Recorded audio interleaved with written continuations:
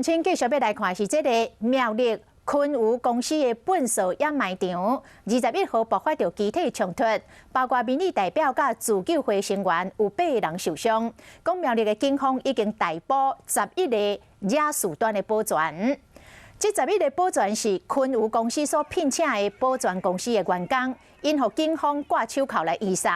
讲伫21号，伫昆武公司的粪扫掩埋场惹事端，甲自救会人员爆发冲突，妨用组织犯罪、恐吓假、妨害自由移送法办。警方嘛要求保全公司的负责人，甲另外59个昆武公司相关的人员到案说明，要来了解案情。Hello， 大家好，我是乃瑜，要教给大家2个任务。第一个，华视新闻的脸书专页，你按赞了吗？还有华视新闻的 YouTube 频道，赶紧订阅起来，还要记得按赞，开启小铃铛哦。